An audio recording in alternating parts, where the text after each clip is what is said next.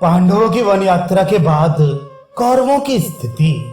वैशंपायन जी कहते हैं, जन्मेजय राजा धृतराष्ट्र अपने पुत्रों का अन्याय सोचते सोचते उद्विग्न हो गए।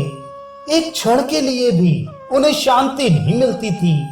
किसी प्रकार चैन न मिलने पर उन्होंने विदुर के पास दूत भेजकर उन्हें बुलवाया। विदुर के आने पर उन्होंने पूछा, विदुर, कुंती नंदन, धर्मराज युधिष्ठिर, भीमसेन, अर्जुन, नकुल, सहदेव, पुरोहित धौम्य और यशस्विनी द्रौपदी, ये सब किस प्रकार वन में जा रहे हैं? इस समय उनकी कैसी चेष्टा है? यह सब मैं सुनना चाहता हूँ। विदुर जी ने कहा, महाराज, ये तो स्पष्ट ही है कि आपके पुत्रों ने छल छंद से धर्मराज का राज्य और वैभव छीन लिया है।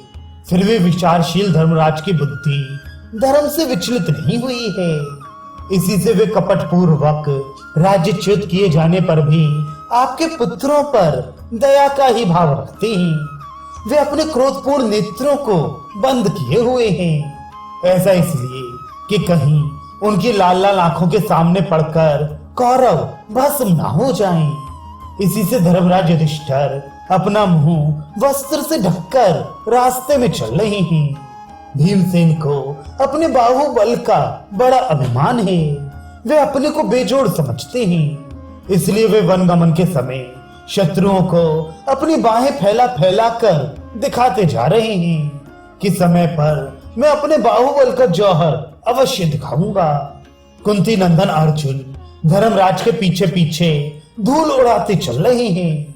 इस प्रकार वे इस बात की सूचना दे रहे हैं कि युद्ध के समय शत्रुओं पर कैसी बाण वर्षा करेंगे। इस समय जैसे वे धूल अलग अलग उड़ रही है, वैसे ही अर्जुन शत्रुओं पर अलग अलग बाण वर्षा करेंगे। सहदेव ने अपने मुंह पर धूल मल रखी है। युधिष्ठिर के पीछे पीछे चलकर मानो वे ये कह रहे हो कि कोई मेरा मुंह ना देखे। नकुल ने तो अपने सारे शरीर में ही धूल मल ली है। उनका अभिप्राय यह है कि मेरा सहज सुंदर रूप देखकर कहीं मार्ग की स्त्रियां मोहित ना हो जाएं। द्रौपदी इस समय रजस्वला हैं। वे एक ही वस्त्र पहने केश खोलकर रोते रोते जा रही हैं। उन्होंने चलते समय कहा है कि जिनके कारण मेरी ये दुर्दशा हुई है, उनकी स्त्रियां भी आज के 14वें वर्ष अपने स्वजनों की मृत्यु से दुखित होकर इसी प्रकार हस्तिनापुर में प्रवेश करेंगी। सबके आगे आगे चल रहे हैं पुरोहित धौम्य। वे नेकृत्य कोण की ओर कुशों की नोक करके यम देवता संबंधी साम मंत्रों का गायन कर रहे हैं।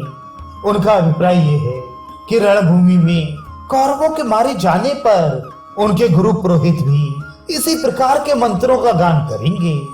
पांडवों की वन यात्रा से विकल होकर सभी नागरिक विलाप करते हुए कह रहे हैं कि हाय हाय, हमारे प्यारे सम्राट इस प्रकार वन में जा रहे हैं। कुरुकुल के बड़े बूढ़ों की इस मूर्खता को धिक्कार है।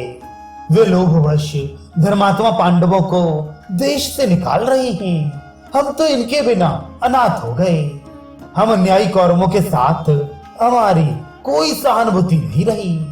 प्रजा इस प्रकार बिगड़ रही है और उधर पांडवों के जाते ही आकाश में बिना मेघ के ही बिजली चमकी, पृथ्वी थरथरा गई। बिना अमावस्या के ही सूर्य ग्रहण लग गया। नगर की दाहिनी ओर उल्कापात हुआ।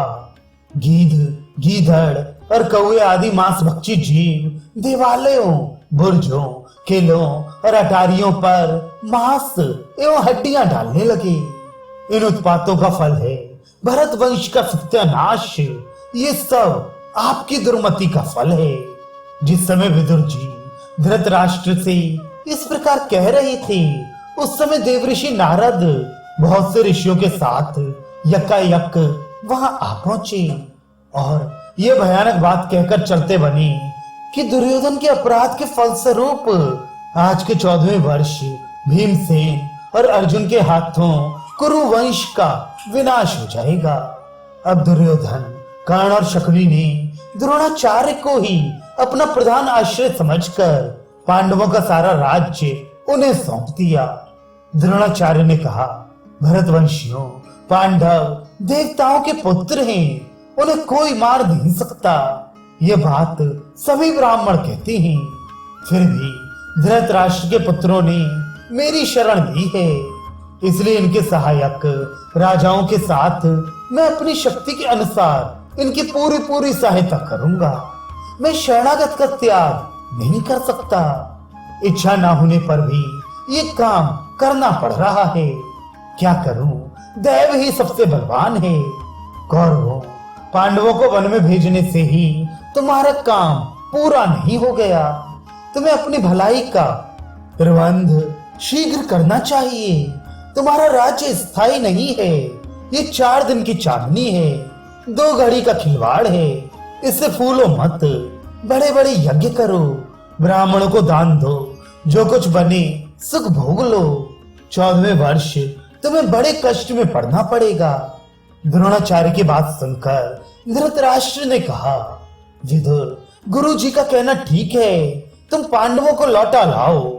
यदि वे लौटकर ना आए तो उनको शस्त्र, रथ और सेवक साथ में दे दो।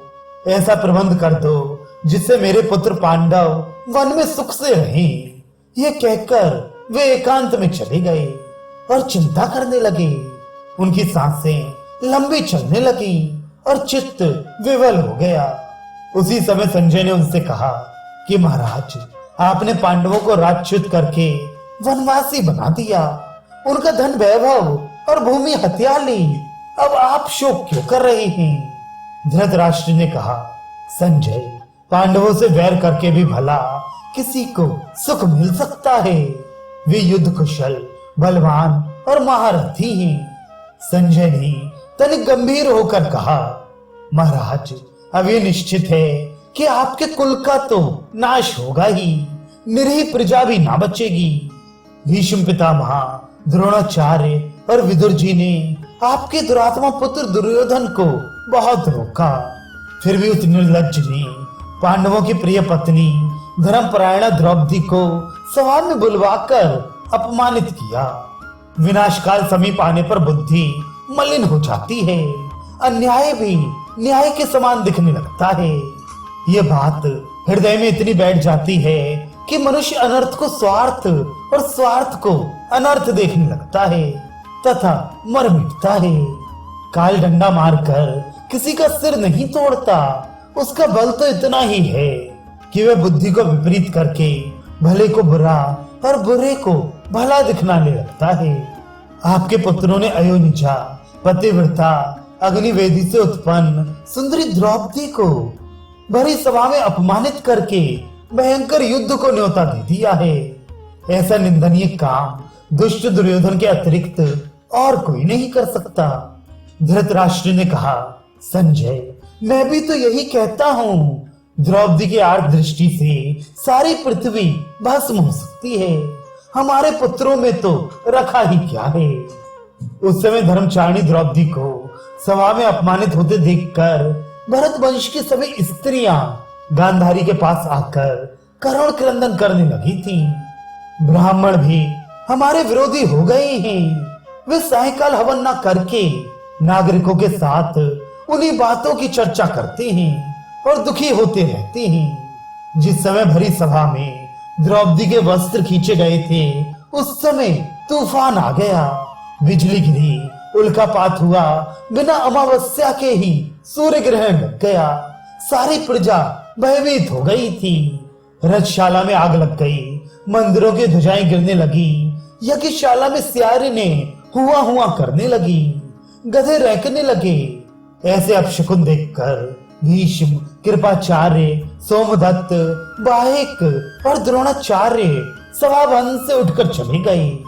विदुर की सम्मति से मैंने द्रौपदी को मुंह मांगा वर दिया और पांडवों को इंद्रप्रस्थ जाने की अनुमति दे दी। उसी समय विदुर ने मुझसे कहा था कि द्रौपदी को अपमानित करने के फलस्वरूप भरत वंश का नाश होगा।